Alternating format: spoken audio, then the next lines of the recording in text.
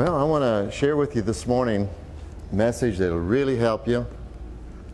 I want to talk about believing before we feel.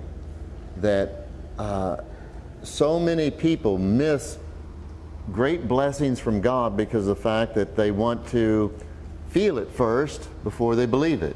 Or they want to see it first before they believe it. They want to experience it in the natural before they believe it.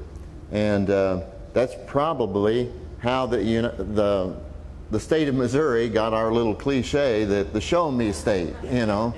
That, I mean, wow, what a faith statement, huh? Not. You know, show me and I'll believe it. But however, most of Christians, that's how they think. And they miss God's blessings. I've seen people die begging God to heal them, and they wanted to have God to initiate it before they would believe it. And the truth of the matter is that, number one, you have to realize in Isaiah chapter 55 verse 8 that God's ways are far above our ways as far as the heavens are from the earth. And so we've got to do things God's ways and not our ways. So many times that human beings, we try to bring God down on our level instead of coming up to His level and doing it His way. And now I know there's natural laws, and we ought to obey and have some common sense and use natural laws, abide by them. But when natural laws start contradicting the Word of God, then it's time to shift gears and go according to the Word of God. And if you don't, you're going to miss it. We're going to have to do it God's way. We can't do it our way. You know, the Bible plainly teaches us that there is a way that seems right to a person, but the end thereof is death. Seems is something that the sensations or the natural tries to tell us. It's the laws of sensationalism, the laws of the senses tries to tell us that something's right. And many times the senses realm is contrary to the Word of God, and you will not get God's blessings based on sensibilities. You have to go based upon the Word of God. Now, I'm going to, as you study the Bible, and you just look at this. Start looking at it again. From Genesis to Revelation, 100% of the time, everybody that was ever blessed, ever healed, ever had God's miraculous, it was because of the fact they believed first. Then there was a sensation of feeling, seeing, or something in the sensational realm, the senses realm. It became a reality second, not first. And believing comes first. And so we'll just show you that there's many scriptures for salvation, but just we'll look at the foundational verse of the whole Bible is John 3:16. The whole Bible pivots off of John 3:16. It's the foundation of the whole Bible. For God so loved the world that He gave His only begotten Son, that whosoever believeth shall have everlasting life. You don't get everlasting life first. You don't have sensations first of God coming down and some sensational thing come on you and then you're saved. No, you believe it first and then sensations come. Then you feel like it. So many people, they want to feel it first, and there's a lot of people that never get saved. I've talked to people that were really Christians. I believe they were Christians, but they never did accept it for many years, getting older. And you'd ask them, you say, you know, well, when you die, you're going to go to heaven, aren't you? And I'm talking about people that has gone to church ever since they was a little child, and now they're in their 70s or 80. And oh, they'd look at you and have this worried look, and they say, oh, I sure hope so. Because they're waiting for some sensational feeling rather than going by God's Word. You go by God's Word first, and then the sensations come later. Then you'll have feelings. So that, and the greatest miracle of all miracles is to be born again. If you're not born again, you're not going to heaven. That's the greatest miracle of all miracles. That's how that you have blessings in this life. That's how it starts. The Bible says that Jesus came to give us life and to give it to us more abundantly. And so we get abundant life when we accept Jesus Christ as our Lord. That a new lifestyle begins to take place. We have abundant life. And then we get to spend eternity in heaven. And it comes by first believing, and then there's sensations that take place. Feelings comes next. Now, let me say this. If it works for the greatest miracle, and that is the greatest miracle of all miracles. That's the greatest miracle of all miracles. And if it works with the greatest miracle, it also falls in line, and the same law falls in line with everything else that comes from God. Amen. We have to believe it first. Now, looking at maybe people that are healed, look at your Bible in the book of Matthew in chapter 8. And we can just show you many, but we're just going to cover a couple different subjects and let you see from the Scriptures how people believed first and then there was feelings later on. Matthew in chapter 8 and verse 1, it says, "When he was come from the mountain, great multitudes followed him." This is talking about Jesus. "And behold, there came a leper and worshipped him, saying, Lord, if thou wilt, thou canst make me clean." So now he believed, because he said, you know, that Jesus had the power, and so if you will, I can be clean. He believed that. He believed it first. He had that belief that God's power could do that. And then Jesus put forth his hand, verse 3, and touched him, saying, I will, be thou clean. And immediately his leprosy was cleansed. And so you see that train of thought. He first believed, and then the leprosy, then there was the miracle. Look here also in this same chapter, you'll find that in verse 5, it says, "And when Jesus was entered into Capernaum, there came to him a centurion, beseeching him and saying, Lord, my servant lieth at home sick of the palsy, grievously tormented. And Jesus saith unto him, I will come and heal him. And the centurion answered and said, Lord, I am not worthy that thou shouldest come under my roof, but speak the word only, and my servant shall be healed. And so he was a great distance away, and this man believed that. He believed first. My Bible turned the page. And notice that in verse 13, and Jesus said unto the centurion, Go thy way, as thou hast believed. He believed. So be it unto thee. And his servant was healed in the self-same hour. In that same hour, healing manifested. It's in the book of Luke, chapter 17. And you'll find the story basically from verse 10 all the way down to verse 15. And you'll find that there was 10 lepers that came to Jesus, and Jesus prayed for them, and then he said, Go show yourself to the high priest. And that was about 35 to 55 miles away as a crow flies. So if you went around, you know, all the trees and the hills and up and down and so forth, you know, it could have been 80 miles or 100 miles. And the mode of travel for these lepers was walking. And I don't know the condition of the lepers.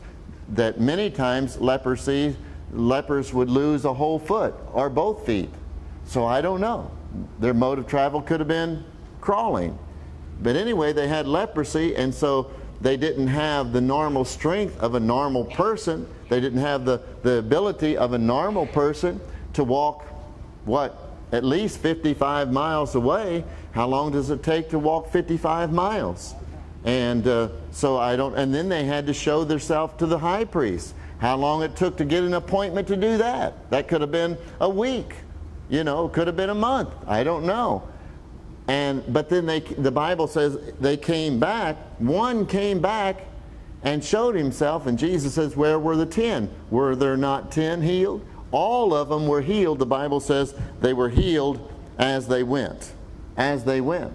And so they believed first, and then the healing, the miracle, took place later on.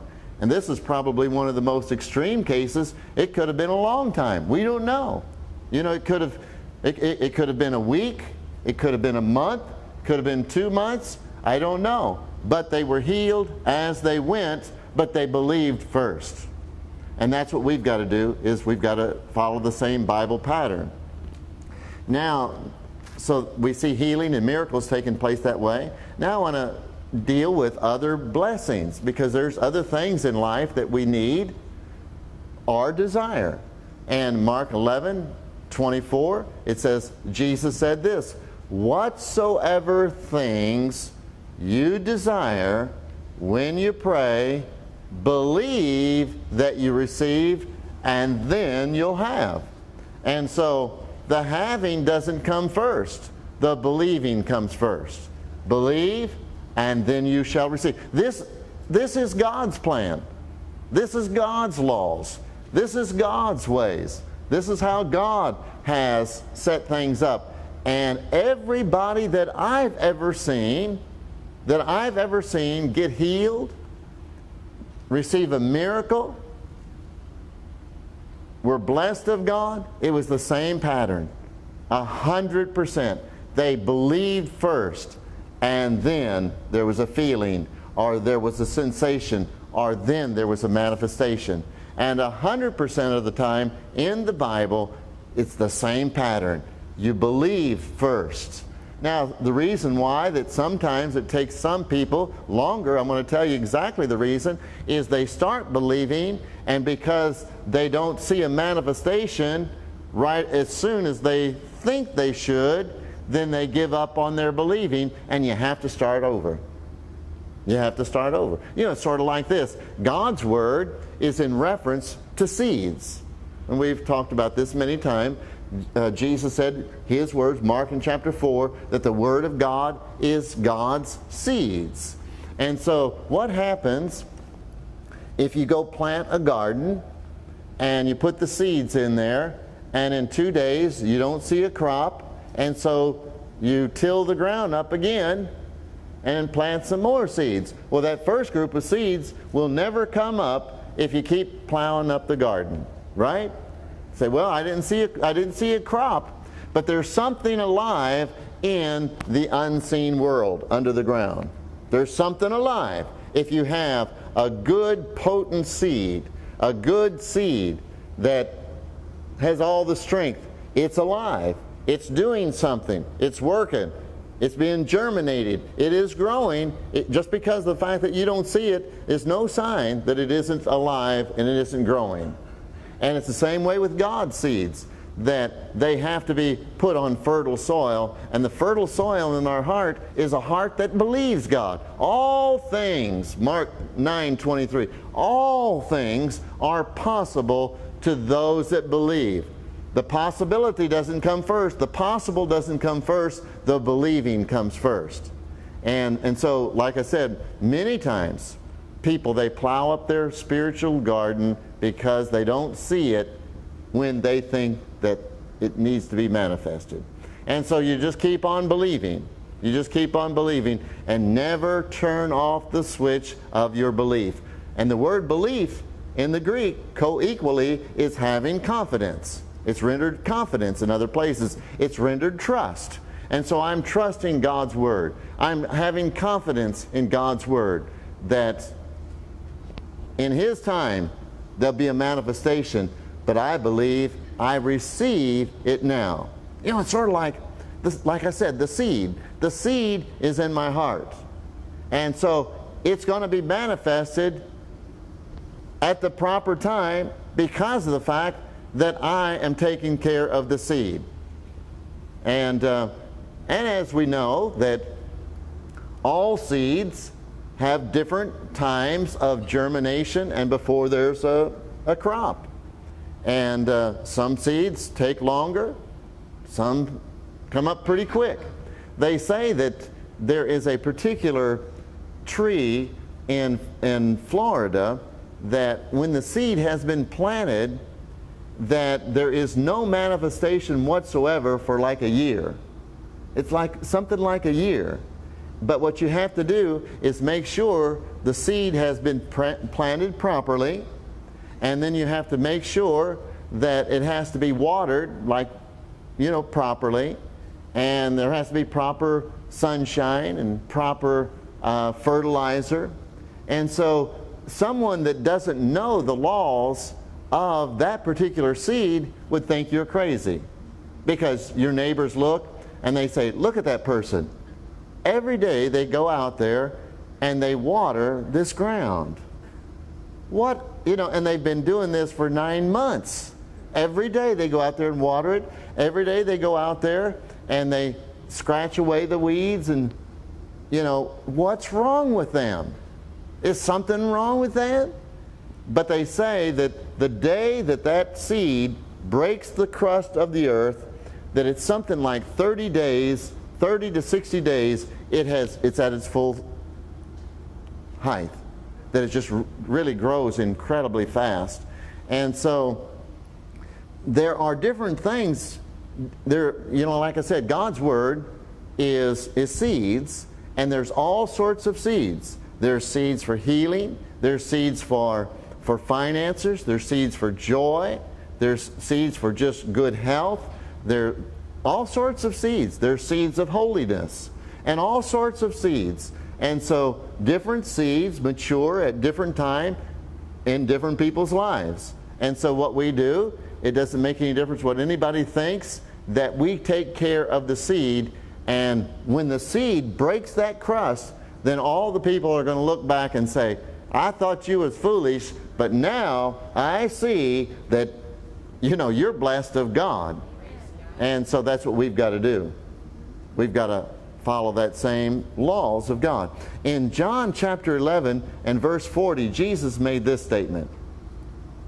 And if you'll ever read any of Smith Wigglesworth's books, he really likes to talk about this verse. And he makes that same statement, that no one has ever had a blessing of God or ever been healed by feelings first. And he makes that same statement. You'll see in a lot of books that just really just give his sermons. There's books today that you can buy that people have just, you know, they were writing his sermons down in shorthand. And he would mention that many, many times, that the believing comes first, and then the seeing or the feeling would manifest. And it says, and Jesus said this, and this is such a beautiful example. If you read all of John in chapter 11, that Lazarus was dead, which was a friend of his, and had been dead and embalmed for 4 days. And in those days, when someone died and they embalmed them, that the body, a man that would normally weigh, you know, maybe 160 pounds, that he would weigh about 300 pounds when they finished the embalming process, because they kept putting it in the cloth in material, you know, in a solution, and they kept wrapping the body and kept wrapping it, and it would be about 300 pounds. So they say for Lazarus to rise from the dead, that it took a greater miracle for him to walk than to even to breathe, because of all the wrappings around him. And so Jesus made this statement. He said, if you will believe, you will see the glory of God. Now the word glory in the Greek is the Greek word doxa, which is the reputation of God. Now, one of the things that you'll notice in Jesus' life, and this ought to be in all of our lives, it ought to be in all of our lives, that we shouldn't just talk it, but we should demonstrate it. And so Jesus wasn't just saying, now I'm going to teach you all how to have the glory of God. I want to teach you what the Bible has to say, and now you go out and do it. He didn't do that. He says, this is what I do, and it'll work for you. That I first believe, and then I see. And so I'm telling you, this is how it works. This is what Jesus is saying. And he's saying, I do the same thing. I believe, and then I get to see, I get to experience, I get to feel, I get to have the sensations of the manifestation of God's reputation. And so he taught him that. He said that. He says, if you will believe, you will see the glory of God. Now, I'm going to show you what I'm teaching is true. Lazarus, come forth. And Lazarus came forth.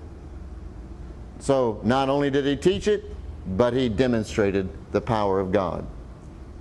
And that's what we need to do today. Demonstrate the power of God. This is what the Bible says, and this is what happens. Amen. So simple, isn't it? It's so simple, but it's contrary to intellectualism. It's contrary to the natural laws of nature. But God does a lot of things contrary to the laws of nature. You know, he took nothing and made the worlds. He took his word and he spoke the worlds into existence.